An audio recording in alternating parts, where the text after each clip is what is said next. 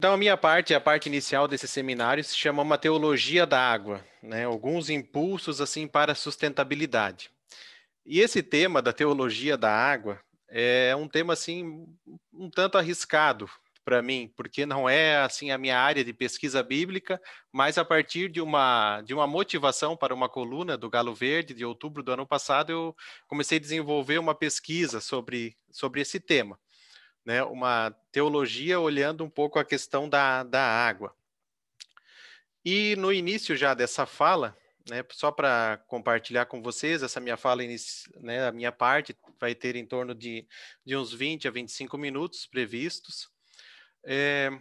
Eu quero fazer um convite para vocês. É um convite, não é meu, mas é um convite do próprio povo hebreu, né? Lembrando que esse povo hebreu é o povo que deu a origem, né, à história do povo israelita, do povo de Deus no Antigo Testamento. Hebreu significa literalmente aquele que atravessou o rio, né, referindo-se aí à própria viagem, à história que já começa com Abraão. E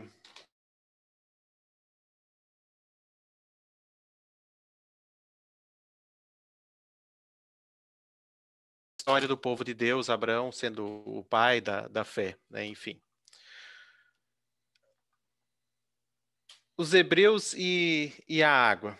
Então, o convite que vem dos hebreus hoje é para que nós olhemos um pouco a história deles, como a história deles vem como trago como um impulso teológico a partir da experiência deles, que são um povo nômade, né? Foram um povo nômade que foram se adaptando com o passar dos anos a uma vida sedentária. Eles começam a sua história lá por volta de 1500, como nômades e 1500 antes de Cristo, e vão desenvolvendo aí no regime de vida tribal, depois do tribalismo passam para a monarquia e vão se tornando cada vez mais sedentários. E essa experiência numa terra árida, então queremos hoje perceber o que significa ficar sem água, procurar água para o seu clã, para familiares, para empregados, escravos, animais. E dessa experiência do povo hebreu nasce uma teologia moldada pela rotina da busca por alimento e água. Então, enfrentando condições climáticas e condições político-econômicas aí em muitos momentos bem desfavoráveis. Né? Então, dessa história do povo de Deus, né, do chamado povo de Deus no Antigo Testamento, do povo hebreu, da experiência deles, da caminhada, de um processo longo de adaptação na terra, de luta por uma terra, por um espaço, de organização política nessa terra, e um processo que levou eles a experiências também terríveis, como o momento de exílio, quando eles foram invadidos, foram retirados da sua terra e levados aí como prisioneiros para a Babilônia. É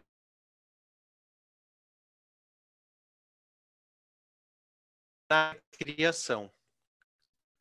E a narrativa da criação, ela aparece num povo precisa significar a sua fé.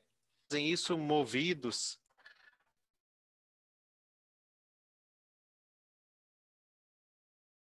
a busca também esse foco, então olhando um pouquinho para a água que eu quero fazer.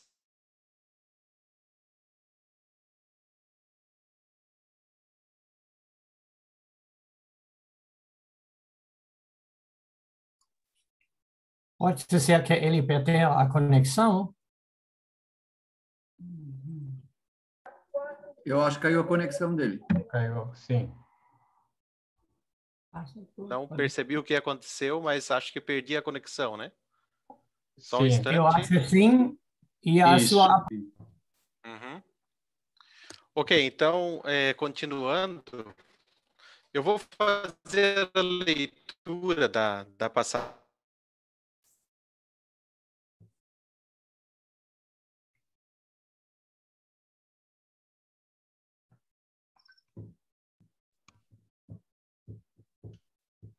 Interrompeu novamente, Alan. Interrompeu novamente? Agora Sim. estamos ouvindo. Ok. Tá, vou recebendo a mensagem que a minha internet está instável. Vou tentar continuar, daí me deem um retorno. Então a terra era um vazio, sem nenhum ser vivente, estava coberta por um mar profundo, a escuridão cobria o mar e o Espírito de Deus se movia por cima da água. Então disse Deus, passando para o versículo 6, que haja no meio da água uma divisão para separá-la em duas partes. E assim aconteceu. Deus fez uma divisão e separou a água em duas partes. Uma parte ficou do lado de baixo da divisão e outra parte ficou do lado de cima. Nesta divisão, Deus pôs o nome de céu. A noite passou e veio a manhã, esse foi o segundo dia. Aí Deus disse que a água que está debaixo do céu se ajunte num só lugar, a fim de que apareça a terra seca. E assim aconteceu. Deus pôs a parte seca o nome de terra, e nas águas que se haviam ajuntado, ele pôs o nome de mares. E Deus viu que o que havia feito era muito bom, era bom. Trago esse trecho da Escritura para mostrar e para compartilhar com vocês o quanto a água faz parte da narrativa da criação e talvez a gente não tenha dado a devida atenção num outro momento de leitura. Também por uma leitura mais dogmática desses textos, a gente é levado a fazer outras interpretações. Então, a gente precisa, em algum momento, também deixar algumas concepções assim dogmáticas para olhar para a relação do povo hebreu com a água. E nessa relação eu uso uma forma de interpretação do texto, que é a etiologia. É uma palavrinha meio, talvez não tão comum para a gente, mas a etiologia significa buscar a explicação para uma coisa do presente a partir de uma narrativa do passado, através de uma realidade do passado. Eu vou exemplificar isso melhor a partir de um outro texto. O texto que eu fiz o TCC lá em 2006 na teologia foi o texto de Gênesis 3, e eu falei sobre morte e sofrimento. No Gênesis 3, lá está aquela história de Adão e Eva que consomem o fruto proibido, né? Uma história que está no nosso imaginário popular, né? Independente se a gente leu ou não o texto. E no final eles são castigados e são expulsos do jardim e precisam aí construir uma vida fora desse jardim, desse lugar paradisíaco, e essa vida é marcada por duas características de sofrimento. A primeira é o trabalho, né? Do suor do teu rosto comerás o teu pão. E o segundo é que a mulher vai conseguir gerar a vida a partir das dores do parto. Então, são dois castigos que aparecem no texto lá, né? Como castigos de Deus para aquela desobediência. A leitura teológica daquele texto faz o seguinte questionamento, né? O texto quer explicar algo que está na realidade de todo ser humano, né? O sofrimento, o trabalho e também o trabalho de parto. E só consegue ver, a partir da fé, o povo hebreu consegue perceber isso a partir da relação com Deus e de algum momento no passado onde o ser humano cometeu algum erro, né? Onde ele, de alguma forma, participou de uma maneira equivocada nesse relacionamento com o sagrado e ele acabou sofrendo as consequências. Mas o redator, a pessoa que escreve esse texto, ela não está do lado do paraíso. Isso o professor Milton Schwantz, já falecido, né, muitas vezes brincava dizendo a pessoa não está do lado de lá, ela está do lado de cá. O redator está do lado da realidade concreta, onde existe o sofrimento humano, onde existe a dor do parto, onde existe as dificuldades com o trabalho humano, a forma de expropriação do trabalho, né, a dominação dos meios de produção, enfim. No texto da água, o que está do lado do redator? Onde está o redator? O redator desse texto da criação está na Babilônia, já falei, né, antes. Ali por volta do século 4 a.C.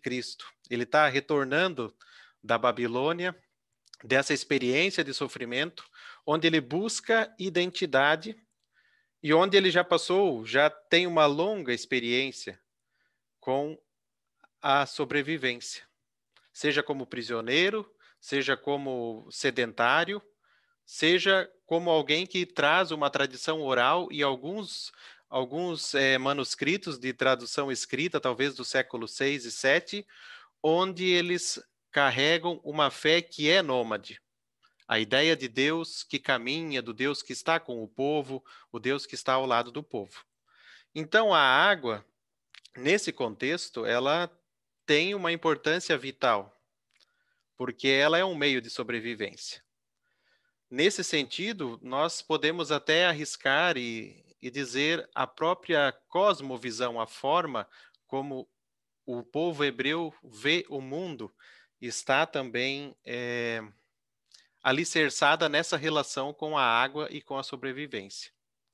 Esse movimento é um movimento bastante delicado, né? Porque nós estamos aí partindo da realidade onde surge a teologia da criação. Teologia que hoje, como teólogos, a gente recebe como revelação de Deus, mas que tem uma revelação muito concreta na história de um povo e na experiência de um povo. E para ver o impacto, né, que a água tem na vida do povo hebreu, principalmente na herança nômade, a gente percebe que toda a cosmovisão, a imagem que eles têm do universo, daquilo que a gente chama na Bíblia de cosmos, é uma imagem baseada na água. Eu não sei se vocês conseguem ver aqui a minha seta do mouse, que está em cima da apresentação. Sim. Aqui na imagem a gente tem essa cosmovisão hebraica presente. É uma imagem com algumas limitações, mas que tenta traduzir um pouco disso que eu estou falando. E disso que a gente experimentou, que a gente ouviu na narrativa da criação. Então, a Terra, numa perspectiva de uma Terra que é chata, que é como uma plataforma em cima de alguns pilares, né? Existem os abismos em cada lado, o abismo de água, sobre o qual a Terra descansa. E aí existem o firmamento, as águas de cima.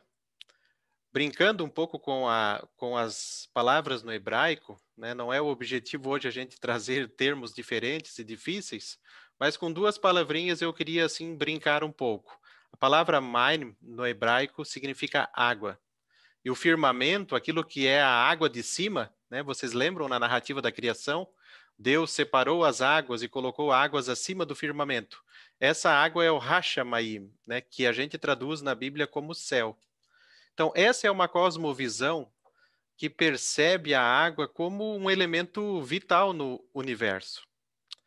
Está muito parecida, a gente até brincou antes do seminário começar, quando entramos na sala, está muito parecida com uma visão da Terra plana, né? Mas não tem nada a ver com a visão da Terra plana moderna. Acho que o terraplanismo bebe um pouco nessa visão, mas seria até uma injustiça fazer isso com o povo hebreu.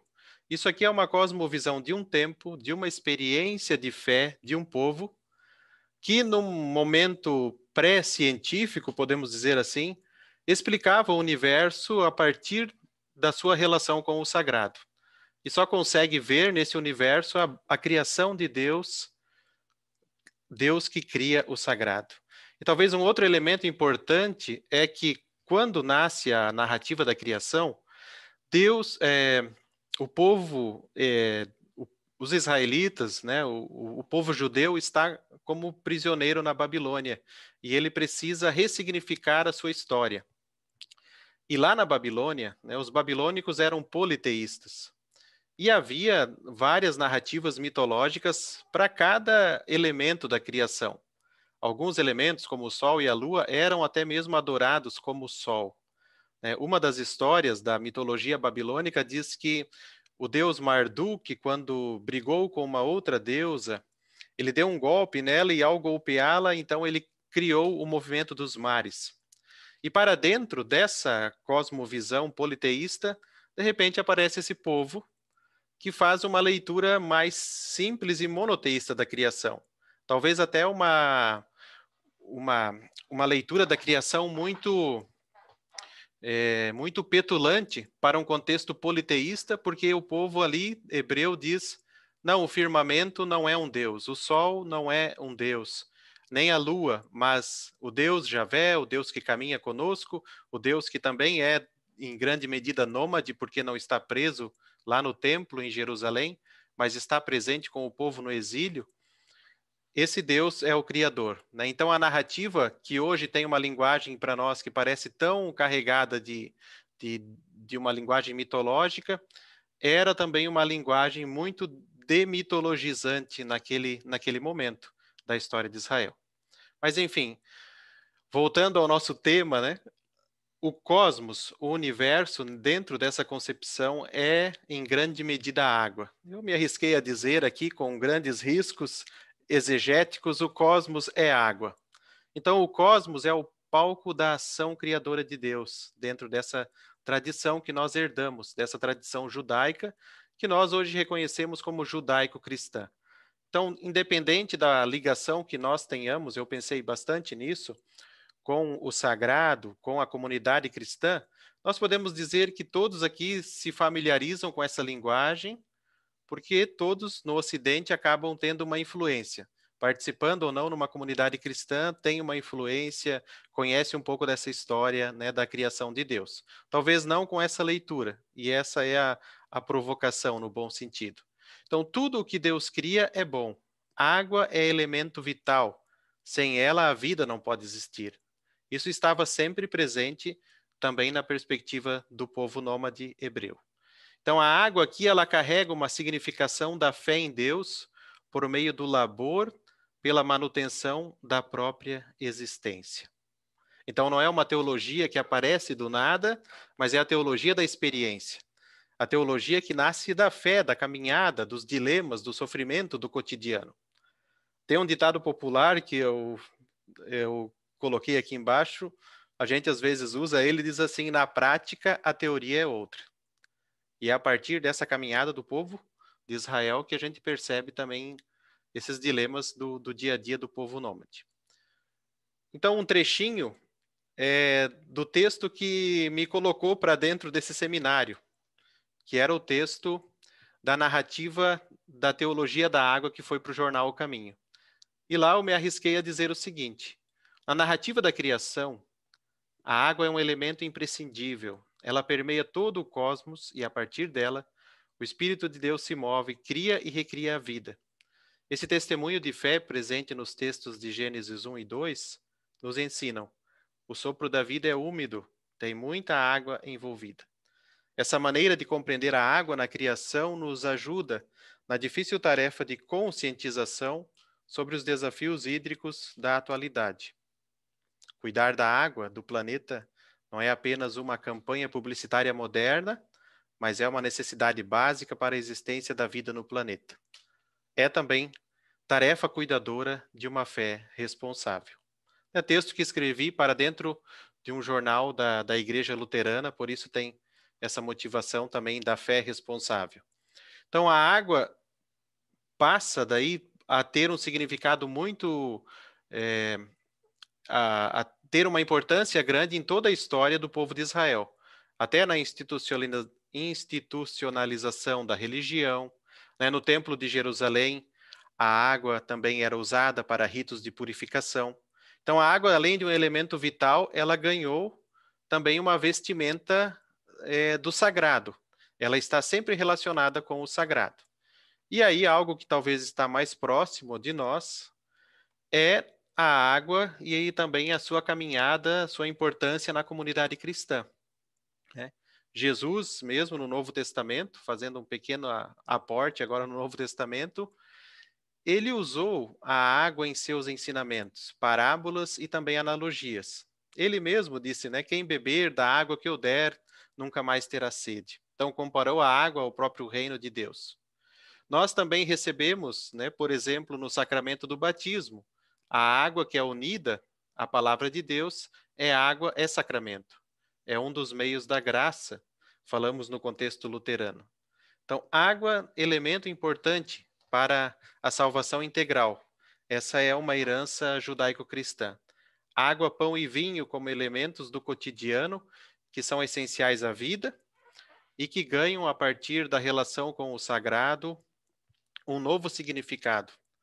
Então, não é por acaso que água, por exemplo, torna-se algo sagrado na história do povo de Deus, mas é um desenvolvimento também teológico da importância da água como um meio de vida. Uma citação que eu queria compartilhar com vocês é uma citação de um trecho da Didaquê, que é um documento da primeira cristandade, provavelmente escrito entre 60 e 80 depois de Cristo. E lá nas orientações sobre o batismo também existem algumas curiosidades. Ele diz, no que diz respeito ao batismo, batizai em nome do Pai, do Filho e do Espírito Santo em água corrente. Se não tens água corrente, batiza em outra água. Se não puderes em água fria, faze-o em água quente. Na falta de uma e outra, derrama 3 vezes água sobre a cabeça em nome do Pai, do Filho e do Espírito Santo. Mas antes do batismo, o que batiza e o que é batizado, e se outros puderem, observem um jejum ao que é batizado.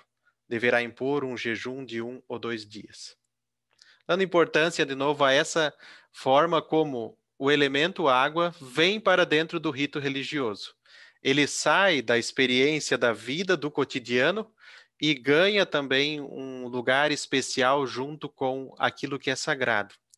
E esse movimento é que eu trago hoje como algo que nos motiva e nos incentiva, porque esse movimento de vir do cotidiano para a experiência do sagrado mostra também como nessas culturas da antiguidade a água sempre foi um elemento de preocupação, embora não de forma científica como a gente faz na atualidade, mas algo que é considerado importante.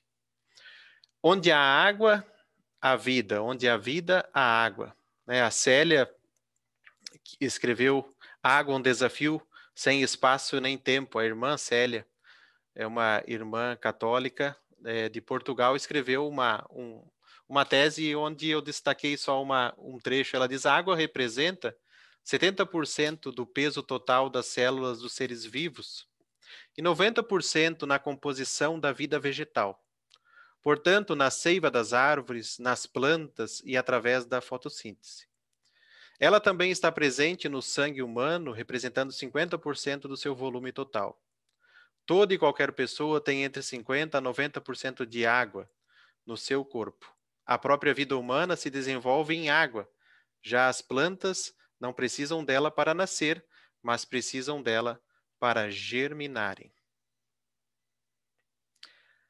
A água é a primeira exigência para o apoio e sobrevivência da vida vegetal e animal. Juntamente com o pão, a água tem sido entendida como o sustento mínimo necessário para a vida humana. A falta de qualquer deles dita extrema necessidade e eventual morte. A água também é usada extensivamente para o banho, lavagem e purificação cerimonial. Então, alguns impulsos finais. Eu estou olhando um pouquinho também o relógio. O testemunho de fé do povo hebreu nos deixou como legado essa reflexão sobre o cuidado com o cosmos. Somos como que jardineiros e jardineiras. E nessa relação com o cosmos, a água está totalmente ligada com a vida humana antes de qualquer outro elemento. Então, nos primórdios, desde os primórdios da humanidade, desde que o primeiro ser humano deu um passo nesse planeta, dentro do seu desenvolvimento, um dos primeiros elementos com o qual a vida humana teve contato é a água. Não só a vida humana, mas qualquer vida animal e vegetal precisou da água. É muito provável que a vida humana a vida no planeta tenha se originado dentro da água. Então, poderíamos dizer assim, que desde que há vida inteligente nesse planeta, para tentar fazer um recorte, vamos pensar no ser humano como é a vida inteligente, a primeira coisa que essa vida inteligente toma consciência no planeta é da necessidade da água. Antes de dominar o fogo, antes de fazer qualquer ferramenta, o ser humano tem que lidar com a sua existência, a manutenção da sua vida. E para fazer a manutenção da sua vida, ele precisa duas coisas. Precisa o alimento e precisa da água. Então, a água tem uma relação conosco e nós temos uma relação com a água desde esse primórdio, né? Então, também a relação com o sagrado, a revelação de Deus ao ser humano, tudo isso, agora pensando no campo da teologia, está relacionada também com a forma como a gente faz a manutenção da nossa vida. E é aí que a teologia agora começa a fazer uma ponte para a segunda parte desse seminário. Porque se nós herdamos essa reflexão sobre a importância da água no cosmos, na história da nossa relação com o sagrado, ela continua. Nós continuamos, como seres humanos, tendo que pensar, não só a partir da religião, mas a partir também da ciência, na manutenção da nossa existência. E isso significa pensar também no futuro da água no planeta. Então, mais alguns impulsos. A água com agrotóxico na lavoura é também a água do batismo. É ainda a água com plástico. E também a nossa água potável. Essa água que nós levamos para o sagrado também é a água onde existe hormônios, agrotóxico e plástico. Vou parafrasear uma frase de um colega, pastor, Werner Fuchs, que já dizia há muito tempo, tem agrotóxico na água do batismo. E eu aumentei um pouquinho dizendo, tem agrotóxico e plástico na água do batismo. O que eu tenho a ver com isso? Que ações posso fazer a partir da minha realidade?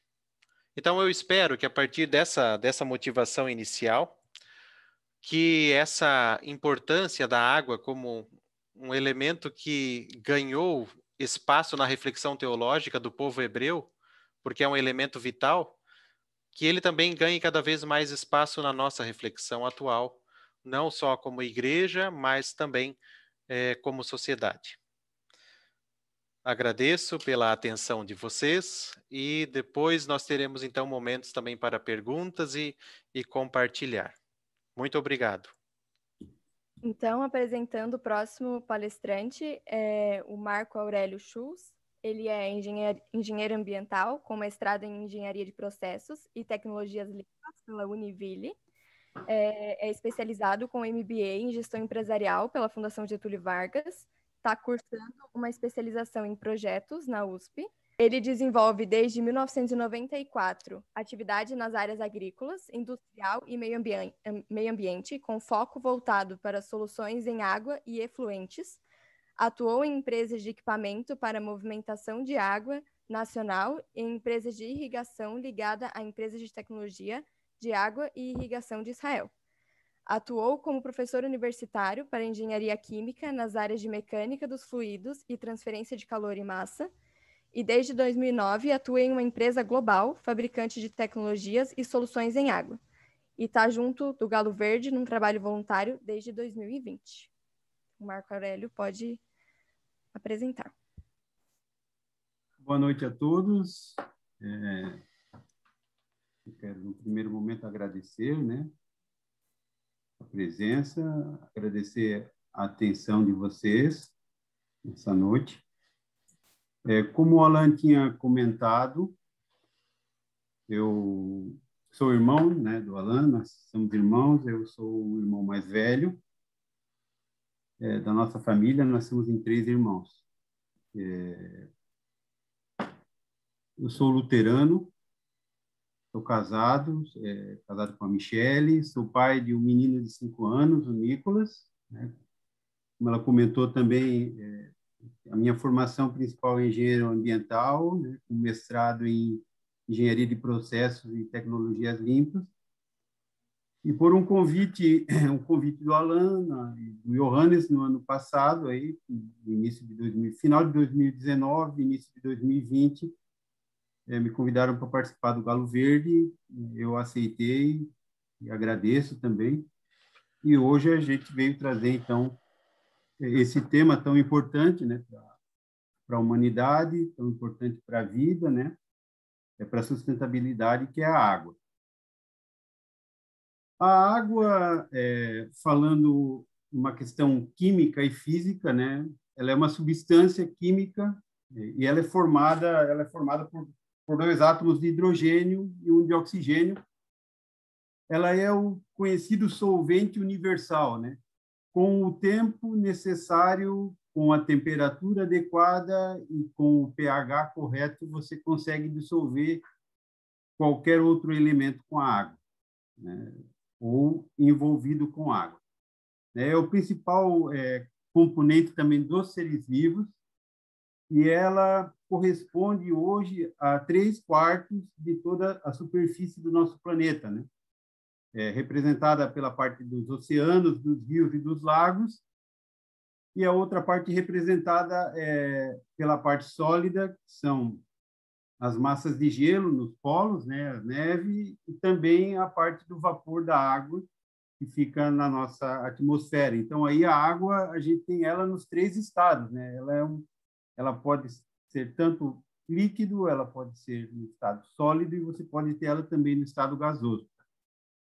Na engenharia, e na ciência, ela é uma referência à água, porque a água ela é referência em peso específico, ela é referência em densidade, ela é referência em calor específico, né? Nenhum outro elemento natural ou que não seja uma solução consegue ter a capacidade que a água tem de fazer transferência de calor, de absorver calor e de liberar calor, né? Tanto em todos os sistemas artificiais criados pelo homem, trocadores de calor, assim como também na natureza, as florestas, os oceanos, né? A própria chuva tem a água envolvida para conseguir fazer essa troca de calor. E como o Alan comentou também, ela é muito importante porque toda a parte de transporte, seja no meio vegetal como no meio animal, necessita da água, né? Na planta, o que faz o transporte dos micronutrientes das raízes até as folhas é a água, né? No ser humano também, o que faz todo o transporte, tanto das vitaminas como de toda a energia, troca gasosa, tudo passa pelo sangue. Então, o sangue também é um líquido que, como a Ana já comentou, parte é a água. E a água, ela está na história, ela está envolvida com a humanidade desde o seu início, né? Desde o momento que o homem veio para essa terra, né? A água teve envolvida. A água ela já está no nosso instinto, né? O nosso sentir a sede, né? Isso já faz com que o ser humano, qualquer outro organismo, ele procure a água, né? Então, quando o homem começou a viver em sociedade, começou a deixar de ser nômade e criar aldeias, e criar impérios, a primeira coisa sempre que ela buscou, que se buscou, foi a água. Por quê? Porque eles precisavam ter a agricultura para alimentar todas essas pessoas. E para você conseguir produzir em regiões áridas, então, era sempre necessário você ter água, o domínio da água, tanto na questão da agricultura como também na questão de consumo, né?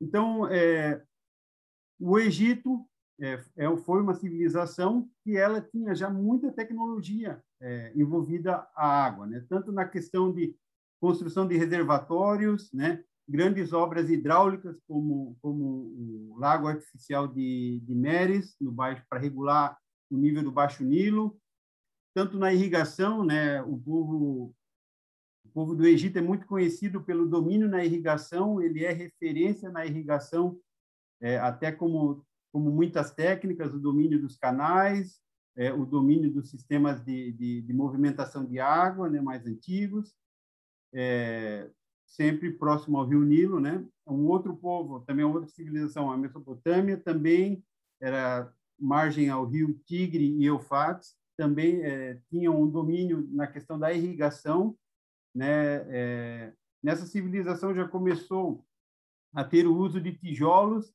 argila e asfalto para fazer os canais. Eles já pensavam na questão dos revestimentos dos canais para você ter a mínima perda de água. E um ponto importante que já nessa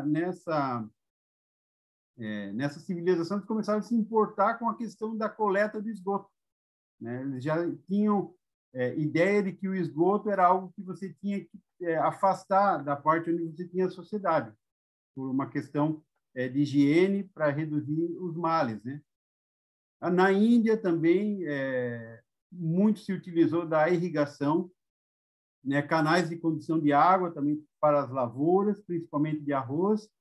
A China já começou a trabalhar com a irrigação, mas também a questão já do cultivo de arroz em tabuleiros, né? Isso há 3.000 anos antes de Cristo, aqui os egípcios lá em 4.000 anos antes de Cristo, né? Ó, aqui nós temos então uma ilustração do Egito, como eles trabalhavam, né? Porque as águas do Nilo elas vinham, então faziam essa parte da irrigação, não só a irrigação, mas também traziam todo aquele material em suspensão. Isso quando chegava no Baixo Nilo, que as águas acalmavam, aquilo começava a sedimentar, então criava uma grande camada de matéria orgânica em toda essa região banhada pelo rio. E essa região, então, essas várzeas eram utilizadas para agricultura, né? E aí se utilizavam de canais, se utilizavam de sistemas de bombeamento para poder, então, fazer o controle dessa água.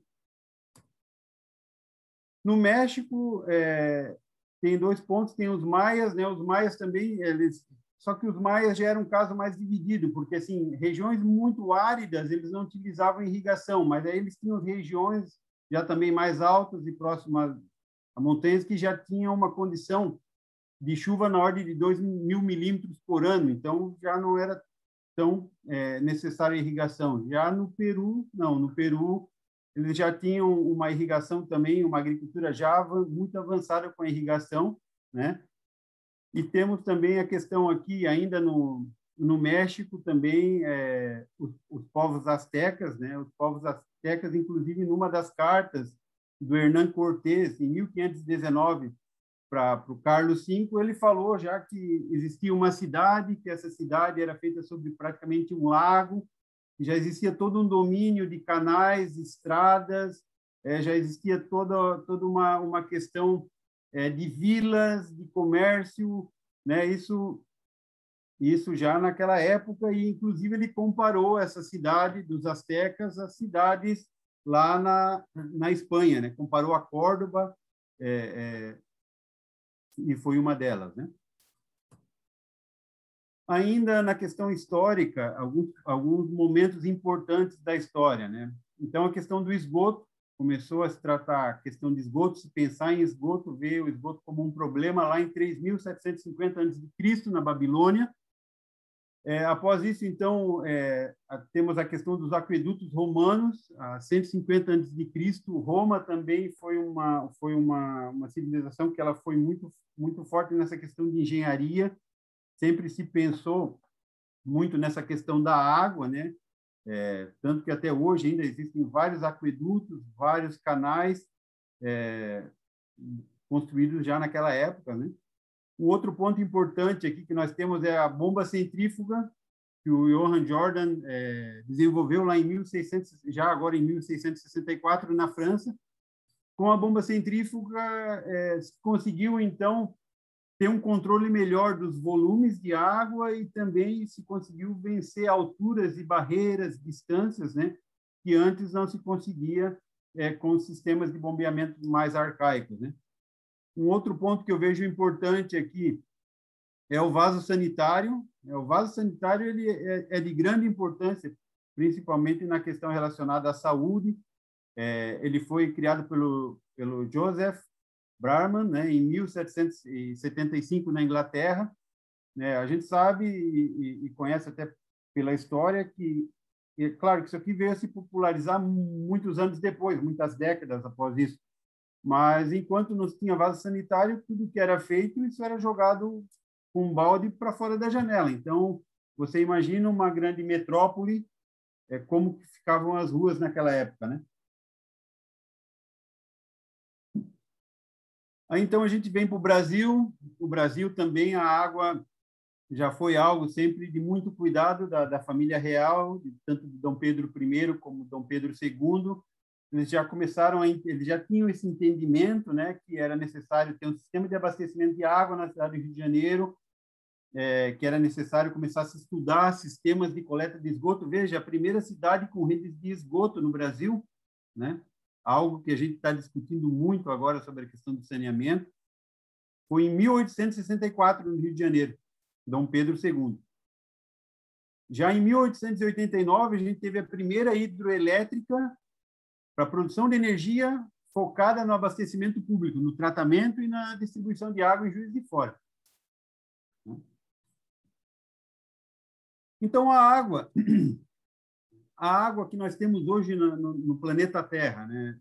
A gente já sabe, a água, 97,5% de toda a água do planeta é salgada. Desses outros, além desses 97,5%, nós temos 2,5% que é de água doce. Dessa água doce, a grande parte dessa água doce, desse 2,5%, está em 69%, que é a água concentrada nas geleiras. Então, veja, nós temos só 2,5% de água doce, 69% estão nas geleiras, 30% é água subterrânea, e aqui é importante a gente lembrar que não é toda a água subterrânea que a gente consegue extrair com facilidade, porque muitas vezes está numa profundidade muito grande, e também tem a outra questão da comunicação entre as fissuras no lençol freático. Muitas vezes você pode ter até a água, mas você não tem uma boa comunicação de fissuras, então você não vai ter uma boa vazão para retirar essa água. Só 1% dessa água ela vai se encontrar nos rios. 1%. 1% é a água que vai estar nos rios, nos lagos, nos riachos, nos córregos. Então, é em função disso que é importante a gente pensar no uso dessa água, né? Na gestão do uso dessa água, né? De uma forma que a gente consiga ter essa água para todos os seres humanos, né? Veja que nesse mapa a gente já consegue observar no mundo locais com problemas de água. A gente tem locais onde quase não se tem problema com água, que também já sabemos que aqui no Brasil isso já não é totalmente uma verdade, mas de uma forma geral não é um problema, não tem muito problema com água. Nós temos já locais com escassez física de água, sim, já, né? Aqui, ó, pontos enlaranjados com escassez física, não tem água suficiente, seja ela no lençol freático, seja ela superficial, não tem água suficiente. Nós temos locais que está caminhando por uma escassez física, né? Temos aqui locais aqui no sul da África, temos aqui locais no norte do Brasil, já, né? Que aí não é só uma questão você pode até ter a água, mas ela não está disponível também, né?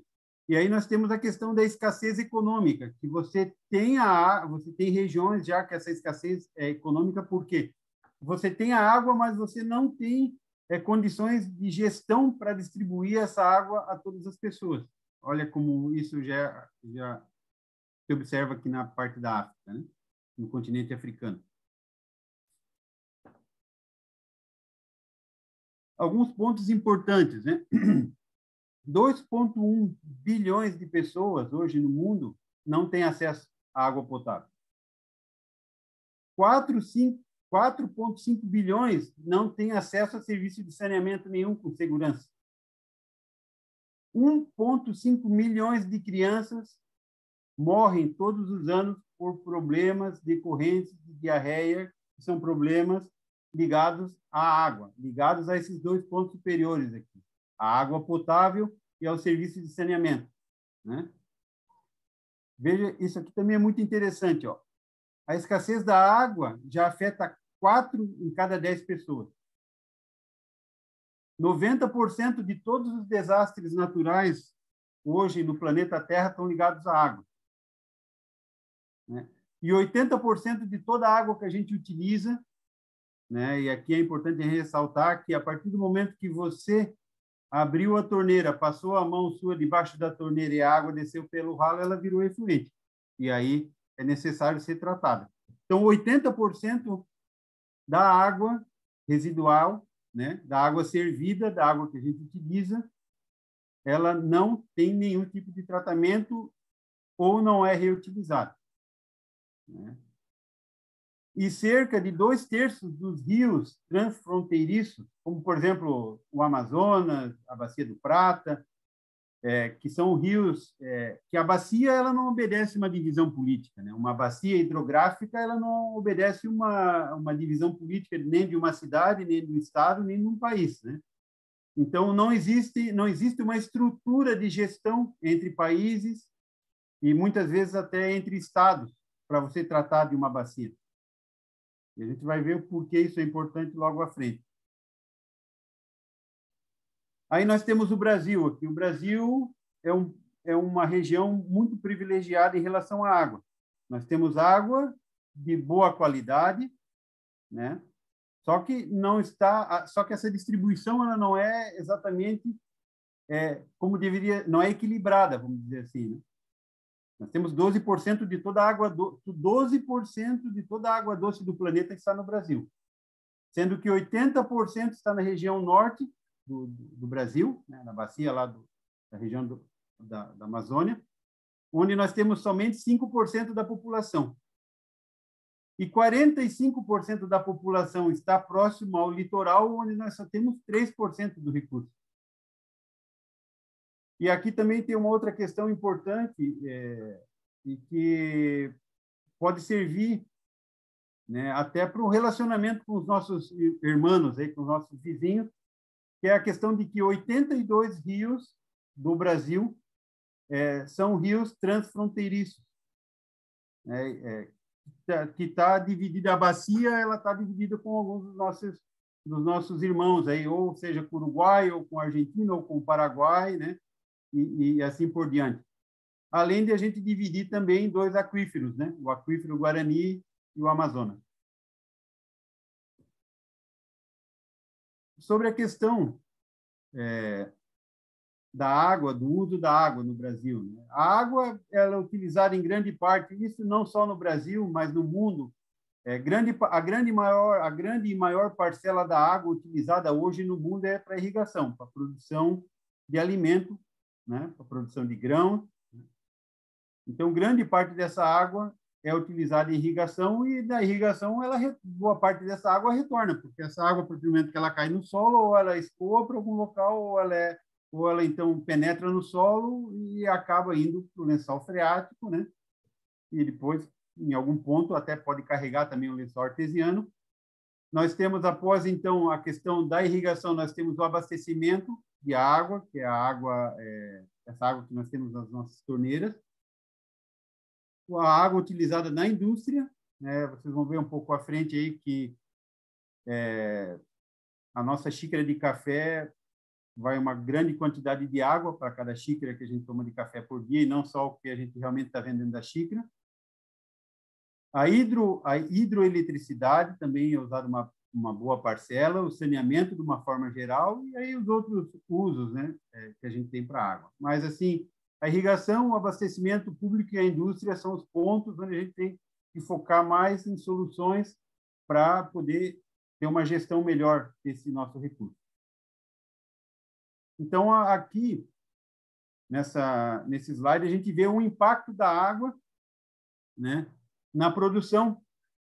Né? Por exemplo, na produção de cevada, para produzir 500 gramas de cevada, usa-se 650 litros de água. Para produzir 300 gramas de carne bovina, 4.650 litros de água. Né? Para a produção de 750 gramas de café, 840 litros de água. Então, a gente vê aqui pela representação das gotinhas, né? Quais são, né? Que é o paniço, o sorgo, uma torrada, veja, uma torrada, cada 500 gramas de torrada usa 650 litros de água. Um hambúrguer de 150 gramas consome 2.500 litros de água. Isso são dados da indústria, dados da engenharia, né? Desde o momento do plantio até o processamento, até que esse produto chegue à nossa mesa. Olha, para produzir 1 litro de leite, a gente gasta 1.000 litros de água. Vai muita água na produção de leite e na questão da limpeza, já lá do momento que é feita a ordenha, né? Na vaca até a industrialização do leite, vai uma boa quantidade de leite. Olha, 750 gramas de chá, né? E assim por diante. Então, procurando dar continuidade aos meus estudos na parte de água, em 2018, eu tive a oportunidade de visitar uma feira em Munique, na Alemanha, e participar de um congresso lá, um congresso voltado justamente a essa parte de água e também águas servidas, né? Essa feira é uma feira que é realizada a cada 2 anos em Munique. Ela recebe aí, ela tem em torno de 3.500 a 4.000 expositores. Ela é uma feira que recebe em torno de 150.000 pessoas, numa área 240, 250 mil metros quadrados, aí, em torno de 18 pavilhões. E aí lá você tem tudo em termos de água, em termos de tratamento de efluentes, todos os produtos para serem utilizados nessas tecnologias, também toda a parte de resíduo, né? E eu fui em busca de conhecimento sobre um tema específico, além de conhecer a feira, além de conhecer as tecnologias, mas eu fui para poder entender sobre os poluentes emergentes, porque na primeira semana, nos primeiros dias da feira tem também um congresso lá, e eu participei desse congresso justamente para entender o que estava sendo feito e qual eram os estudos que tinha sobre os poluentes emergentes, né? E, por consequência, também eu acabei conhecendo mais a fundo a questão do microplástico. Então, o poluente emergente, de uma forma geral, ele é qualquer produto químico, qualquer sintético ou até de ocorrência natural, que não consiga ser monitorado pelo homem ou regulado, né, automaticamente pelo ambiente, e que possa vir a trazer efeitos ecológicos, efeitos à saúde humana, né? Isso totalmente conhecidos e alguns que se suspeita, como a questão da relação de determinadas doenças, né, com determinados compostos químicos, né? De onde vêm esses poluentes emergentes, né? Então, tudo que a gente utiliza no nosso dia a dia, imagine, toda a parte de fármacos, remédios, né, medicamentos que nós utilizamos, produtos de higiene pessoal, produtos de limpeza na nossa casa, produtos utilizados na indústria, metais, solventes, tudo isso acaba na água, né? De uma forma ou outra, isso acaba na água, mesmo com todo o tratamento e com todo o cuidado. E quando determinados produtos chegam à água, eles podem causar toxicidade, né? Pode trazer problema aos organismos vivos, ao meio ambiente, né? Pode trazer problemas de desregulação endócrina, né? Problemas de desregular a questão hormonal, produção de hormônios do ser humano, e também problemas não só para o humano, mas também para a vida selvagem, né? E também criar resistência em determinados patógenos. Eu acho que todo mundo aqui já ouviu falar de que determinada bactéria já tem determinada resistência a tal antibiótico. É porque esse antibiótico ele acaba estando num nível muito alto no meio ambiente e acaba tendo uma resistência contra esse antibiótico. E esse realmente, então, é um grande desafio global hoje em relação à água, né? E ele pode ser potencialmente grave para a saúde humana e alterar também a nossa qualidade da água, né? Porque sem qualidade de água nós não temos desenvolvimento sustentável, né? Nós não temos subsistência, não temos o bem-estar humano, né? Então, isso é uma questão muito importante. Nessa transparência, então, eu apresento aqui para vocês alguns pontos onde se gera, então, esses poluentes emergentes, né? Na parte, por exemplo, das casas, das cidades, né? Toda a parte de biocidas, inseticidas, fungicidas que se utilizam de uma forma geral nas casas, o próprio resíduo de abrasão, da abrasividade dos pneus na pista também gera um resíduo, pesticidas e outros compostos químicos industriais, tudo isso é carreado pela chuva, a chuva carrega isso, então, para as águas superficiais, isso acaba chegando nas águas subterrâneas, de uma forma ou outra acaba chegando até o mar, né? E vai contaminando e vai fazendo parte da cadeia de todo esse sistema, né? Da mesma forma, também tudo que é consumido, né? Tudo que a gente consome de higiene pessoal, fármacos, resíduos de lavagem de roupas, né? Toda roupa sintética, você tem o risco de soltar algum tipo de material quando você está lavando, ou até uma outra roupa de algodão, ela pode soltar algum pigmento, algum material, e isso acaba também onde? Lá nos oceanos, né? Parte de resíduos industriais também, assim, existe a parte dos tratamentos de efluentes, tanto na parte das cidades, como também na parte da indústria, mas quanto mais está se estudando e está se melhorando os equipamentos, a gente também está descobrindo novos elementos, né?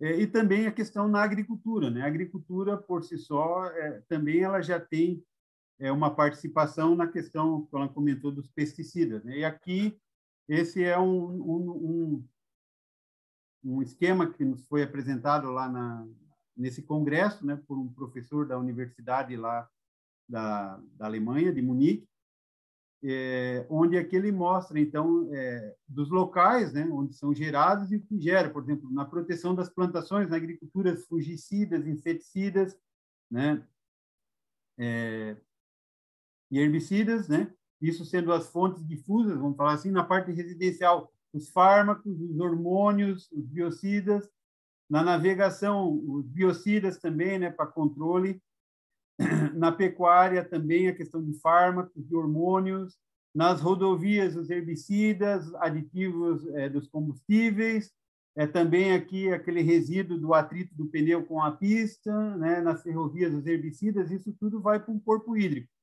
E nós temos as fontes pontuais, né, que são os fármacos, hormônios e biocidas e até de vazamento de esgoto, né, no sistema municipal de esgoto, que isso acaba de alguma forma também atingindo alguns corpos hídricos, e também após as estações de tratamento de efluente industrial, você acaba tendo também sempre algum resíduo que pode alcançar o corpo hídrico. Isso é um estudo e um acompanhamento que eles fazem na Alemanha, né, na França, eram alguns países que estavam falando lá a respeito disso aí, os ministros, né, dos seus países apresentando essas questões. Então,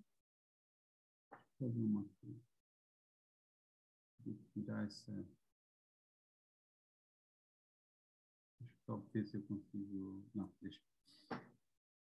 Aqui é importante, que a gente pode observar, que esses fármacos eles já estão nas nossas águas superficiais, na água potável, na água subterrânea, praticamente em todas as regiões do planeta, né? Na África, na Ásia, no leste europeu, aqui na América Latina e América do Sul, aqui nos Estados Unidos e Europa, né? E em todo o globo a gente já tem aí, fármacos muito conhecidos, né? Como diclofenac, como paracetamol e uma série de hormônios. Está na água superficial, está na água potável, está na água subterrânea. Essa figura também nos foi apresentado nesse congresso. De que forma, então, a Europa está pensando em tratar isso? A Alemanha está pensando em tratar isso lá. Além da questão de todos os controles, né, na parte do tratamento, na parte de identificar quais são esses agentes e monitorar eles e controlar para que eles não cheguem ao ambiente, existe toda uma questão de gestão. É uma gestão, desde o momento que você faz a captação dessa água, o tratamento dessa água, você distribui ela nas indústrias, nas cidades, nos hospitais, nas residências, né, nos escritórios. A partir do momento que você faz essa coleta, então, do esgoto, faz o tratamento, você novamente faz uma análise para você, então, poder mandar ela novamente para o corpo receptor. Então, além do controle da substância, vamos dizer assim, também tem um controle de toda a gestão, é saber quais são os pontos que pode ter a geração de determinada substância. E aí eles têm um trabalho lá que eles estão seguindo em três frentes aqui, orientado para a fonte, que é você já ter todo o controle dessas substâncias, desses micropoluentes na água, desses micropoluentes nos produtos que você utiliza. Você tem um controle orientado na questão da aplicação, treinamento, né, sobre esses micropoluentes, orientação, informação nos rótulos, né? E você tem a questão voltada ao retorno para o rio, voltada ao retorno ao corpo receptor, que é a questão do tratamento, controle, né? E você trabalhar continuamente na pesquisa e no desenvolvimento junto às empresas municipais e a quem tem o controle do tratamento de efluente também. Na questão do tratamento do poluente, quando ele chega lá na estação de tratamento de efluentes, tem algumas tecnologias que eles já estão utilizando lá, né? Já tem algumas cidades que isso já é utilizado, né? Na Alemanha, na França, onde eles utilizam carvão ativado, tanto granulado em pó, eles utilizam a oxidação química e oxidação avançada, utilizando ozônio, UV, e a combinação de ozônio e UV com alguns produtos químicos, né? Para fazer esse tratamento, e também processos de separação física por nanofiltração e osmose reversa, né? Para separação desse material. Então, só como exemplo, isso aqui é uma estação de tratamento, né, de efluentes, né? Você tem aqui a entrada na estação de tratamento, você tem, no primeiro momento, um processo mecânico, um gradeamento, onde você vai tirar esses sólidos maiores.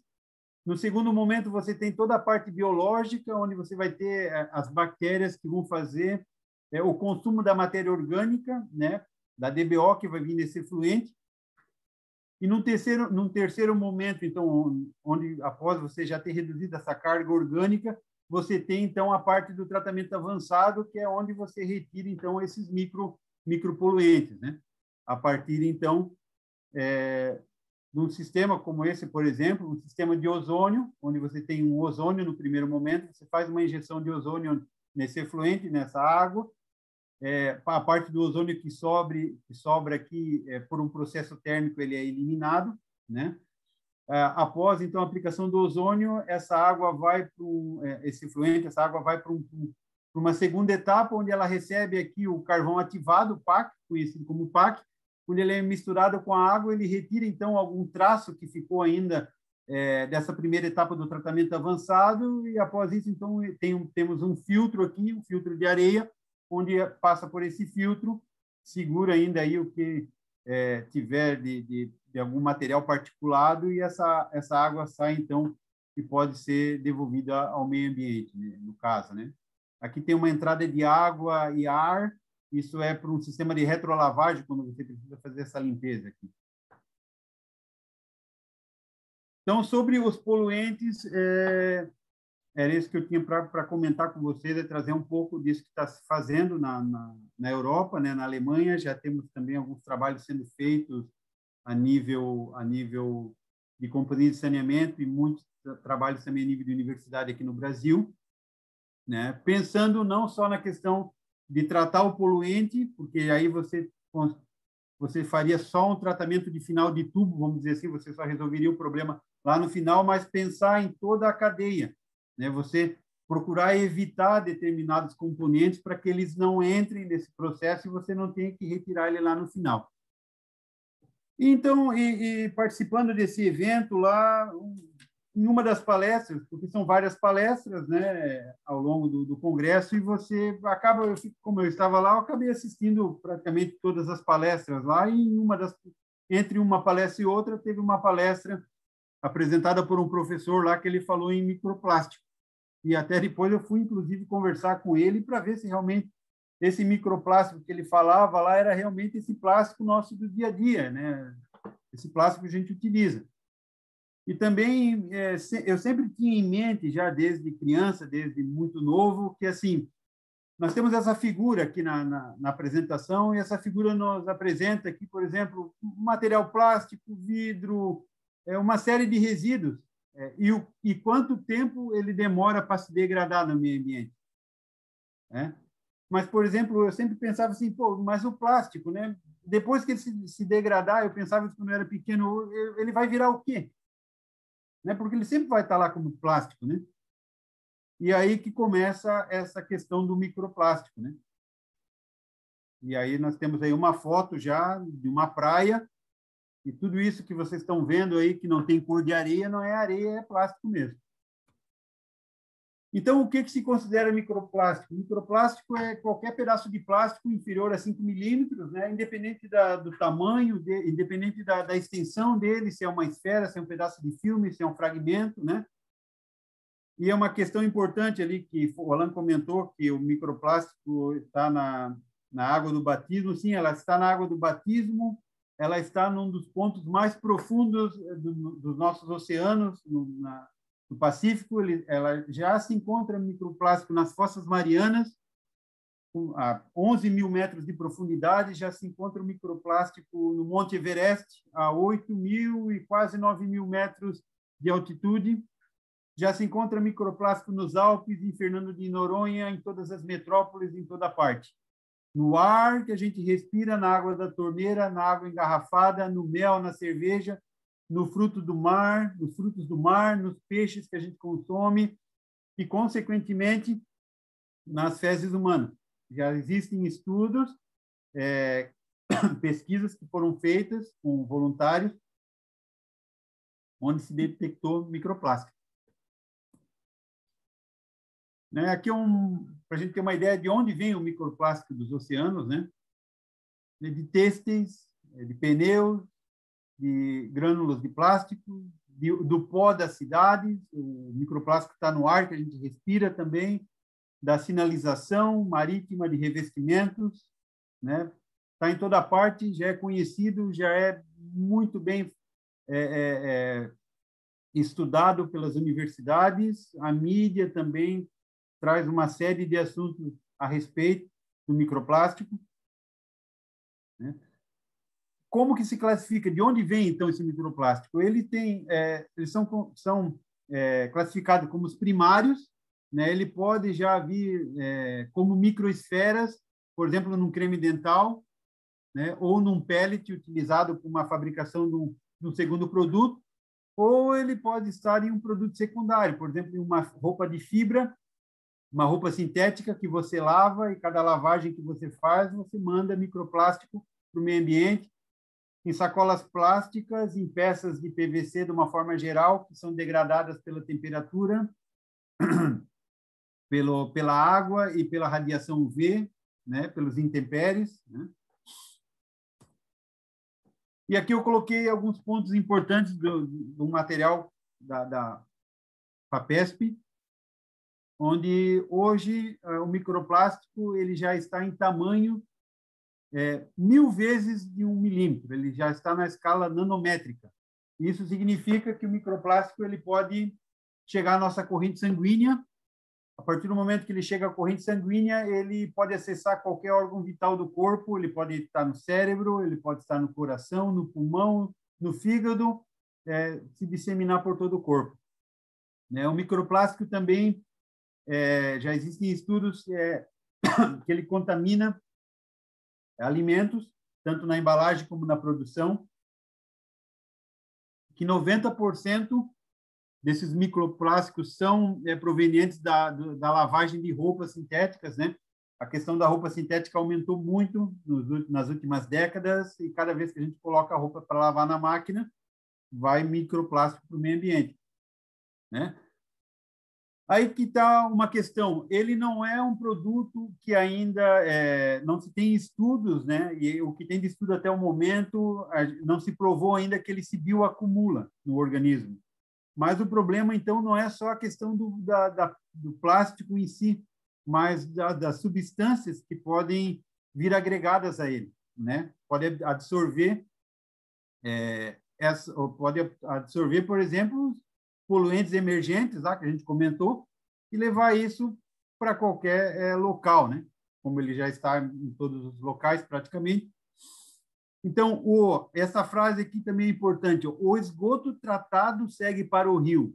A água deste rio é captada e tratada para o abastecimento público. Né? Então, o microplástico ele já está nas nossas torneiras. Né? Foi feito um estudo por uma universidade da Inglaterra em 159 torneiras do mundo. Dessas 159 torneiras, mais de 80% delas apresentavam algum tipo de microplástico. Foi feito esse estudo no Brasil com 10 pontos, desses 10 pontos, 9 tinham microplástico também. Um grande problema também dos microplásticos é o BPA, que é o bifenol A, que é um desregulador hormonal, né? Ele é até banido já de garrafas de água, toda a parte de plástico utilizado para bebês e crianças, né? E aí é importante a gente fazer, então, um monitoramento não só do lixo no mar, mas também dos microplásticos. E aí, como o Johannes comentou, na Rio 92, se traçou uma série de metas. Na Rio Mais 20, em 2012, se traçou uma série de outras metas. E dessas metas, se traçaram, em 2015 e 2017, os Objetivos para um Desenvolvimento Sustentável. Isso é mundial, né? Eu trouxe aqui os apontados no Brasil, né? Então, nós temos, desde a parte da erradicação da pobreza, da fome, a questão de saúde, educação, igualdade de gênero, água potável e saneamento, esse é um ponto que eu vou comentar, energia limpa e acessível, trabalho decente e crescimento econômico, indústria, inovação e infraestrutura, redução das desigualdades, cidades e comunidades sustentáveis, consumo e produção responsáveis, ação contra a mudança global do clima, vida na água, também vou fazer alguns comentários, vida terrestre, paz, justiça e instituições eficazes, parcerias e meios de implementação, né? Então, os objetivos do desenvolvimento sustentável são um apelo global à ação para acabar com a pobreza, proteger o meio ambiente e o clima e garantir que as pessoas em todos os lugares possam desfrutar de paz e de prosperidade. Então, eu recomendo que leiam, que todos leiam todos esses 17 objetivos, né? Eu vou comentar os dois mais voltados à água, né? Como o tema é a água. Então, na questão da água potável e saneamento, né?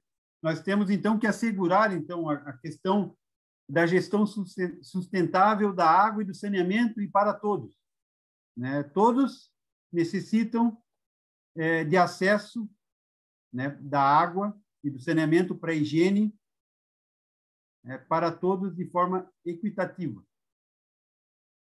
A questão também da melhoria da qualidade da água, né, da redução da poluição, eliminando os despejos aqui e minimizando a liberação de produtos químicos e materiais perigosos, né, aquilo que nós comentamos no início lá, que 80% de todo o efluente, de toda a água, ela retorna para o meio ambiente sem nenhum tipo de tratamento e também sem ser reutilizada. Nós temos muita água, um grande trabalho a ser feito. A questão, utilizar a água com eficiência, a questão da gestão da água, né? Saber utilizar essa água, a questão da gestão das bacias, né?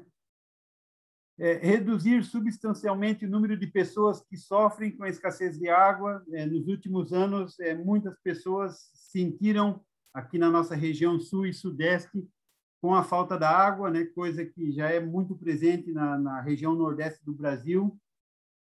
Eu tive a oportunidade de conhecer praticamente todas as cidades e estados e cidades acima de 150 mil habitantes no Brasil, por conta da área que eu trabalho com água.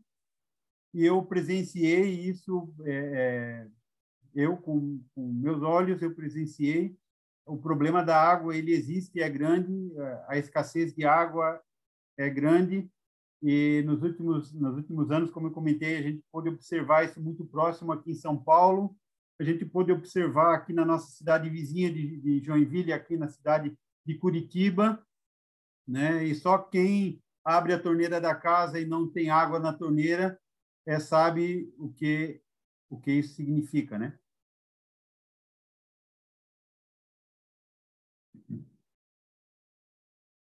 Então, aqui também fala da questão lá de que a gente comentou, da cooperação transfronteiriça, né? Que é essa gestão integrada dos recursos hídricos em todos os níveis, municipal, estadual, entre os países, né? Na verdade, é até uma oportunidade para a gente se aproximar e para aumentar os laços com os nossos vizinhos, né? Com os nossos irmãos e com os outros países da América do Sul, né? E não só com eles, mas também com todo o mundo, porque existe uma necessidade de uma cooperação internacional para que todos trabalhem, né, na questão da capacitação de assuntos relacionados à água e saneamento, à coleta da água, à dessalinização, à eficiência do uso, porque, como a gente pode estar observando, o problema do microplástico, o problema do poluente emergente, ele é um problema global, ele não é um problema de um local, de uma cidade ou de um país, né? Então, a gente precisa começar um trabalho local, apoiar e fortalecer, né, a participação das comunidades locais para melhorar a gestão da água e do saneamento. E a questão dos oceanos, eu coloquei aqui também, que é a vida na água, né? Aqui trata mais da questão voltada aos oceanos. Aqui tem uma série de itens também muito voltada à questão da fauna e da flora dos oceanos, mas eu foquei mais na questão voltada ao assunto que a gente trouxe aqui da água, que é voltado à questão da poluição, né? Poluição marinha, principalmente, né, e praticamente vinda totalmente da atividade terrestre, né? Aquele lixo que cai no riacho, que vai para um rio, que vai para uma foz, que chega no oceano, né? E um outro ponto importante também é a questão da acidificação dos oceanos. É um processo que, em função da nossa poluição, em função da queima dos combustíveis fósseis, a gente está levando os oceanos para uma condição mais ácida, né? E a partir do momento que você tira o oceano de uma condição alcalina, você acaba degradando esse oceano, você acaba matando, né, boa parte da fauna e da flora dele. Então, só isso aqui já é um tema para um próximo seminário, né? Então, foi essa a minha mensagem, né? Eu procurei trazer para vocês. Eu deixo aqui os meus contatos, né? Eu tenho um e-mail, tenho meu telefone com WhatsApp, se alguém quiser algum contato, alguma informação, algum material adicional. Tenho o meu LinkedIn também, a minha parte profissional. Tenho o meu currículo também na plataforma Lattes, sobre os trabalhos que eu já pesquisei junto ao CNPq. E eu tenho também 2 páginas no Instagram, uma é Marco Aurélio Engenharia, onde eu publico alguns assuntos relacionados, estou começando agora relacionados à água, relacionados à engenharia ambiental e engenharia de processos e tecnologias limpas de uma forma geral.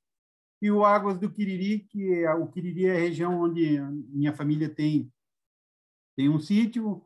Há mais de 30 anos a gente preserva lá a região desse sítio, né? É uma região muito bonita, é uma bacia hidrográfica, é a principal bacia hidrográfica aqui da nossa região de Joinville.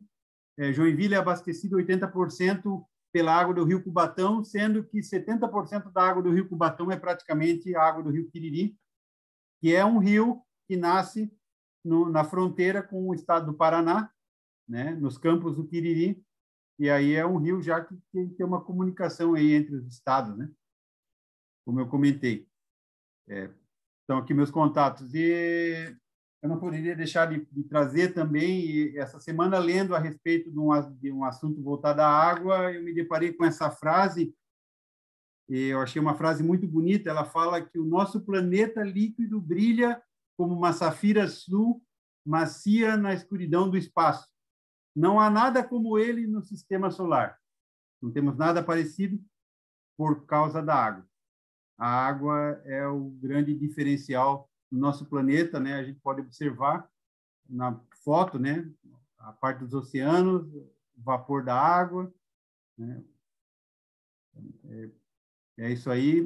Eu agradeço a todos pela atenção aí e pela oportunidade.